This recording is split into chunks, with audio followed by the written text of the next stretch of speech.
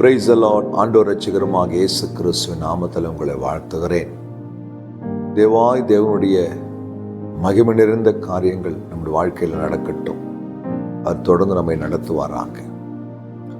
2 Samuel 7ஆம் அதிகாரம் 20ஆம் வசனத்தை வாசிக்கிறேன். இனி தாவீது உம்மிடத்தில் சொல்ல வேண்டியது என்ன? கர்த்தராகிய ஆண்டவராயிருக்கிற நீர் உமது அடியேனை அறிவீர். எவ்வளோ ஒரு கான்ஃபிடென்ட் பார்த்தீங்களா தாவீதுக்கு. ஆண்டவர் பார்த்து சொல்லாரு, நான் இனிமேல் உங்ககிட்ட என்ன சொல்ல வேண்டியது? நீங்க சொல்லுங்க, நான் கேட்கிறேன். ஏன்னா உங்களுடைய அடியானாகிய இந்த தாவீதை நீர் அறிந்திருக்கிறீர். இந்த நிச்சயம் ஒவ்வொரு தேவ பிள்ளைகளுக்கும் இருந்தா ஒரு பாக்கியவான்கள். நான் ஆராதிக்கிற தேவனுக்கு நான் யாருன்னு தெரியும். பவுல் சொல்றாரு, நான் விசுவாசிக்கிற இன்னார் என்பதை நான் அறிந்திருக்கிறேன். அப்ப நான் ஆராதிக்கிற தேவனுக்கு நான் யாருன்னு தெரியும்னு ஒரு நம்பிக்கை தாவீதுக்கு இருக்குது. தாவீதை குறிச்சு அநேக விமர்சனங்களை சொல்லியிருக்கலாம், அநேகர் புறம் பேசியிருக்கலாம், குற்றப்படுத்தியிருக்கலாம். ஆனா தாவீது யாருன்றது அவருக்கு தெரியும். நான் அடிக்கடி வார்த்தையை சொல்லுவேன், ஒரு காலத்துல உலகத்தில் இருந்த அத்தனை அருவருப்புகளுக்கும் பாவங்களுக்கும் நான் ஒரு சொந்தக்காரன்.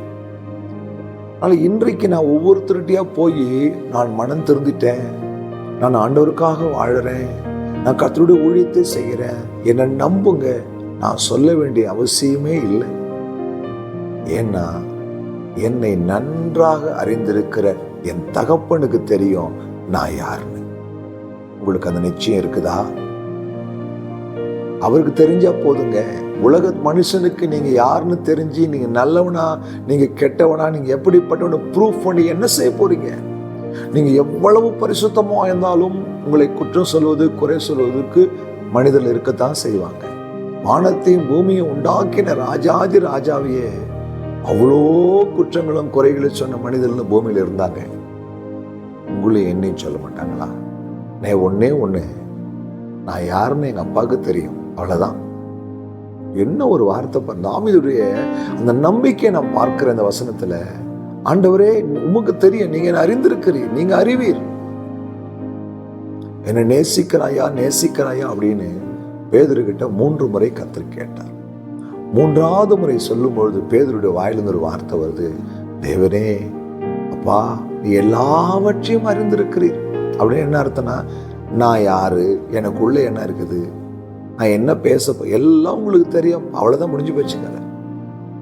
இந்த உலகத்தில் இருக்கிற மனிதர்களுக்கு முன்பாக நாம் நிற்கிறோம், ஆனால் நம்மை அறிந்தவருக்கு முன்னாடி நிற்க வேண்டும். என் தகப்பனுக்கு என்னை பத்தி தெரியும்ன்ற நிச்சயம் நம்மளுக்குள்ள இருந்தாலே நம்மளால பரிசுத்தமா ஓடிட முடியும். வார்த்தை ரொம்ப நல்லா இருக்குல்ல? ஜெபிக்கலாமா? அன்பும் இரக்கமுள்ள ஆண்டவரே, எங்களை அறிந்தவர் நீர். அப்பா உடைய கரத்தின் கிரிகளா இருக்கிறோம். கொடுத்த அந்த வாழ்க்கையில தொடர்ந்து அந்த நிச்சயத்தோடு ஓட உதவி செய்யும்.